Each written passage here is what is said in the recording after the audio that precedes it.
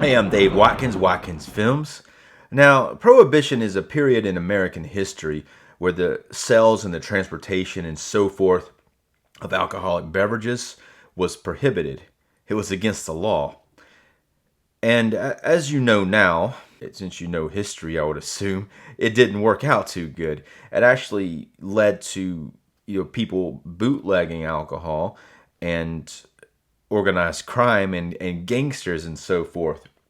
Now, the film we're going to talk about today is a film that was released in 1932. So this was still it was kind of near the end of the Prohibition era, and they probably knew that it was coming to an end at the time. But the film we're talking about is Scarface, the original Scarface. Now, I'm sure most people are more familiar with the remake from 1983, also called Scarface. This one stars Al Pacino, and they updated this to Cuba in the 80s. But here now, so Prohibition was still very much going on when this film was released. They are also up against the production code. Now, the production code was basically once sound movies started in the late 20s or early 30s, they weren't really cracking down too much, but they started to notice these films were having an effect on people, and they had a responsibility to the public to not show things that might cause people to think that they're gangsters or other stuff in the production code. But so they started enforcing it. Now they kind of got a little out of control. They kind of got a little power hungry. Like anytime you give someone too much power, they kind of take it. They just take it and they make it bigger and more ridiculous. But there was the Hayes production code, and it really started in the early 30s, and it wasn't really enforced like dramatically until 1934, and then it was ongoing for quite some time, and they started trying to break away from it in the 60s. In the 70s, they were able to finally put a stop to it, but it started with good intentions, because really, especially in this era here and early films, early talk pictures where there was gangsters out there. This is based loosely on Al Capone and other gangsters, but you glamorize gangsters. Next thing you know, kids are growing up and they're becoming gangsters, and they're looking up to it. So there was a bit of you do have a bit of a responsibility, but these production code guys went a little overboard eventually. So this Scarface from 1932 was directed by Howard Hawks. Now, Howard Hawks was a great American director from the classic era of Hollywood, and he directed a lot of westerns like this Red River starring John Wayne, also Rio Bravo with John Wayne, which was the Night of the Living Dead. Kind of took that and kind of based their script on that a little bit. But he also did other types of movies, like he did romantic comedies like Bringing Up Baby, and he did gangster films like Scarface. The original Thing, which was called The Thing from Outer Space, he did have a hand in that, even though he was uncredited. There is some accounts saying that he directed part of it, if not most of it. But he does a damn good job here with this film. He was a damn good director. So this Scarface is about a character named Tony Camonte. I think that's how you pronounce it, and he's an Italian immigrant who is basically part of this gang who during the Prohibition era, he's originally kind of the muscle in the gang, and he helps another one of the gang members kill their boss, and then the other gang member named Johnny Lovo is supposed to be in charge, and he's supposed to be second in command, and it kind of goes like that for a while. But Tony Camonte, also known as Scarface, because he has a scar on his face. That's why they call him Scarface. But it makes sense. But as he's kind of the muscle for this guy at first, but he becomes, as it goes on, he starts to realize that more people respect him, and he has higher ambitions than Johnny Lovo. Now, Johnny Lovo is cool with kind of keeping the territories separated from these other gangs, but Scarface wants more business. He wants more power, and it's just more.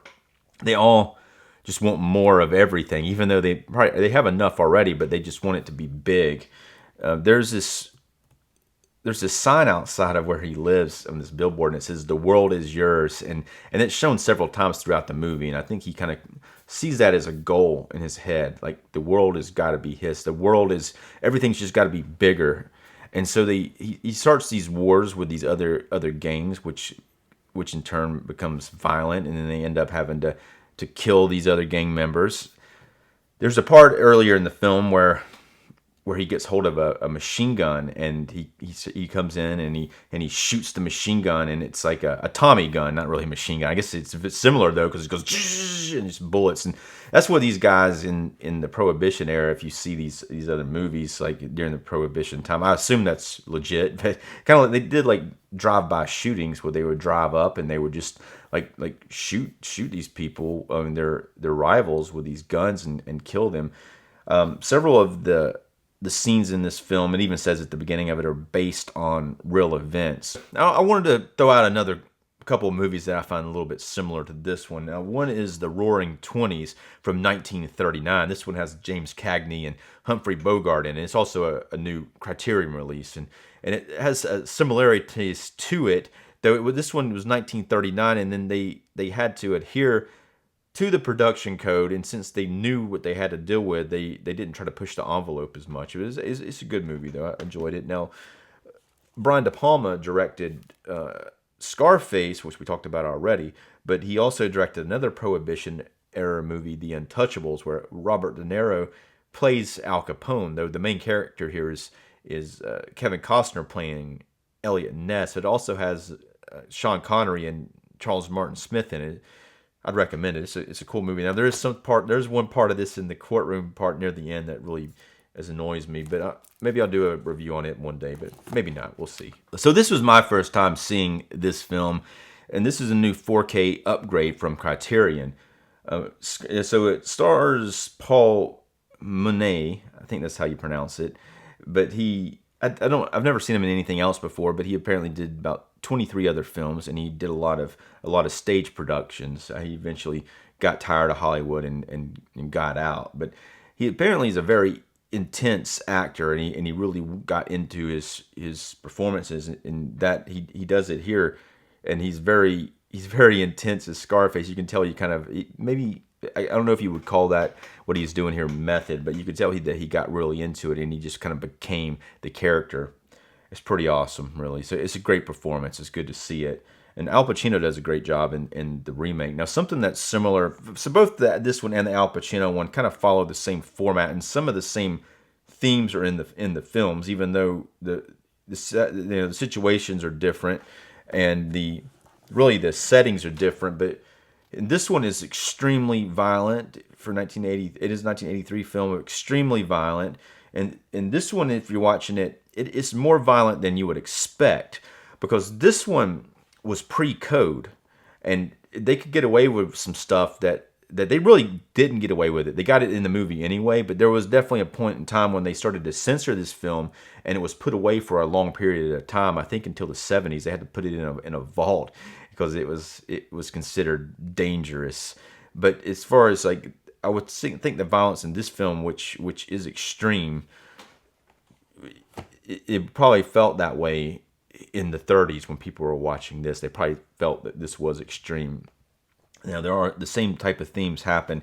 There is some weirdness going on between Tony and his sister. He seems to he's overly possessive of her, and there's hints that he has considers her more than his sister. And there's a few times, and even in the original one, there's a few times where it's strongly hinted at, and it's even more so done in the one with Al Pacino. So it's that's a little disturbing, obviously, but it's in the film, and it's kind of interesting because eventually his main hitman, played by George Raft in this one, and Stephen Bauer in this one, he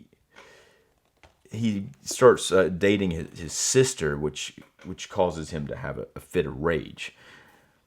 And what's interesting in this film is that not he never really gets in that much trouble for being a gangster and doing the gangster stuff that they do.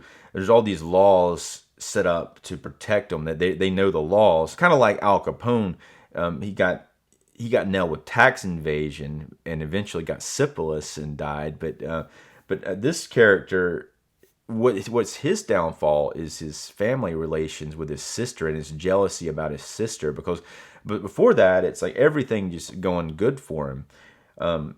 Even though he's basically kills his way to the top, he takes his boss's girlfriend and she becomes his girlfriend. So everything that he does works fine until he gets too involved with his past, which is interesting because he gets involved with his past, like his past life, which was his sister. Now, there are a lot of things in this film that the production code, or even though it wasn't strictly enforced, but they did make him change a lot of things in the film. And there's some things that really stand out. When all of a sudden it cuts to somebody who's not in the a cop person or a senator type of or politician person, where none of the characters who are in the rest of the film are in the scene. And when it cuts to those characters and they're given like speeches or trying to talk about how bad gangster is and all that, and those are the scenes that will put you to sleep when you're watching them. But those are the scenes that were added to the film because they wanted to make sure that people didn't think that they were supporting you going out and being a gangster and shooting people with Tommy guns. But it is quite violent, and there's actually to me, the most powerful statement that's said is they say at one point someone's shooting a Tommy gun and it killed like some kids just because they were down the street shooting the rivals, and then some kids got shot during it. So I mean that's fairly disturbing, and it's something that could definitely happen. Now, also included in the supporting cast of this film is Boris Karloff, who most people know played the original Frankenstein for several movies. I think he played him in 3 films. But here he plays one of the rival gangsters. His name's on the cover, even though he's not in it that much. So I knew he was going to be in it, and I was hoping he would have a more substantial part, but he's not in it that much. But he does have a few scenes, and then spoiler, gets killed off because he's a rival gang and he's coming after them all because they're in his way because the world is his and he's going to take it. So I'm going to talk a little bit about the ending. There's an alternate ending, which I'm going to talk about both of them. The alternate ending is actually included on this set here, and it is awful. It was a production code enforced ending, and it is the worst shit you've ever seen. It's so dumb. But the ending in the film is different than the script because they made them change it a little bit, but it's pretty good though. So what happens is when he finds his sister with his main hitman, who's pretty awesome guy, he gets jealous and he ends up killing him. And then she's like, "We were just married and all this," and then he feels kind of bad about it, but he's like, "Damn, I just killed him." And then he starts to really feel regret because he killed, who's probably his best friend and who's also now his sister's husband. But then he leaves, and somehow this death is enough to make the cops know that he had killed the guy. All these other deaths, they couldn't pin it on him, but somehow, for some reason, even though it's not really explained, they're able to pin this one on him. And not only do they do that, they surround his house, and then they just shoot at him. He's like, they're ridiculous. Like, they're shooting at him. One of his other guys, who's really his secretary, gets shot, and they're just, I don't know what's going on with the cops during this later part, but somehow they got permission to just randomly start shooting at him just because he killed this other guy that I don't even know who the witness is. The witness is his sister, but then his sister shows up there inside the house, and she gets shot with a stray bullet too. So it's like, who's going to testify about this, and I don't mean, so some of that, if you think about it too much, I'm not sure how that was going to play out in court. To me, it almost seems like he'd get out of it. It's like, what are these cops shooting at me for? So something that's set up earlier in the film is he has still shutters in his house, which is pretty cool when he talks about it. So at this point, he starts trying to close the still shutters, but then finds out they're not as effective as he had hoped they would be. They throw tear gas in there eventually, and he comes downstairs, and then this is one cop that he butts heads with throughout the film. So this cop is about to kill him, but then he talks the cop into arresting him instead. But then right when the cop's about to put the handcuffs on him, he takes off running out the door. He runs out the door, and then they all shoot him, all the cops outside. So the production code people thought that ending was a little too glorious of a death for this character. They really wanted to see the strong arm of the law, like in court and sentencing him, and then he's executed. So that's what they add in there for that alternative ending, which is like so dumb. And apparently the actor wasn't available, or the original director refused to shoot it. So they shot it without the actor, and they basically have a camera point of view of the judge. He sits there and he like lectures. He's like this and this and this, and you're going to be sentenced to the death, blah blah blah, to hung until death. And then it goes on for a while, and it's really preachy, or it's just like so ridiculous. And then after that, they show him in. They never show him because they're able to shoot it around. I mean, it really badly shoot around him, like seeing his face, and they throw a bag over his head, and then they hang him, and he hangs, and it's like, don't do that. You will be hung by the police. So luckily they didn't have to use that ending, because the ending in this one works very well. So let's talk about this release real quick. I'm going to read you a little bit. It's not going to be much. To be like a line or two about the restoration. It says new 4K digital restoration with uncompressed mono soundtrack. And so it is a new digital restoration. Now, this is a very old film, so it doesn't look stunning. And I haven't seen it before, so I don't know how much better it would look than the previous releases. But, I mean, clearly it's 4K, so it's going to look a little better than the previous ones. But really, I think if you had the previous Blu-ray of this, it's probably going to be very similar. But I think they obviously did a restoration, so it says, and it looks decent. Now, unfortunately, when I like to try to keep these stickers and put them on the outside, but it's not sticking. I try to take it off, and the last few of these I've gotten, it won't stick. So here's a 4K disc, and there's also a Blu-ray disc. Now, the Blu-ray disc has additional special features on it that's not on the 4K. And there's also a booklet here with some more information about the film. You got the cast, and you got an essay, some people talking up the film. So yeah, it's a good release. There's nothing too fancy about this one. It's fairly standard Criterion, but it's still pretty good. I'm going to go ahead and rate the film. This is going to be a rating, which I do on a scale from 1 to 5. And I'm going to rate it a 4. Not because when I'm watching it, I'm like, this is a 4 movie. It's just because it's kind of like a pioneer of the gangster movies, and it does a really good job. And by the way, Howard Hawks' direction here is fabulous, and also he really goes big with a lot of these scenes, and there's a lot on screen as far as extras and locations and things of that nature. And it is really a 4. You almost have to give it a 4. Now there's a few scenes like those talky ones that you might be rolling your eyes at, about the cops like preaching or whatever, or the politicians, but there's a little bit, some of that works. And when I was watching it, it annoyed me, when I was seeing the scenes, and then I read about it later, and I was like, okay, no, that's good, because those scenes were like really took me out of the film, and I see they were kind of forced into the film, and they weren't really supposed to be in there. I would have liked to have seen more scenes between Scarface and his George Raft's character, and I would have liked to had seen more of that and on screen, especially like once it gets further into the film. There's a cool scene where they confront their boss who's betrayed them, and there's that cool scene, and it kind of seems like there's a kind of bond between the two of them, but then it doesn't. I would have liked for it to have developed a little bit more. I would have liked to have seen that, but it is one of those situations where this film had to be around 95 minutes, so you couldn't go too long with some of the scenes, even though they had to. It probably would have been a lot less if they didn't have to add those extra scenes into it. I'm going to give this Criterion release. I'm also going to give it a 4-star. It's not too crazy as far as nothing too, like, it's nothing like this one here. Like, you don't have this badass box going with it, so you don't have that, but it's still very commendable for what the film is. Anyway, let me know what you think about this film if you've seen it before. And if you haven't done so already, if you'd like this video and subscribe to my channel. I'm Dave Watkins. Thanks for watching.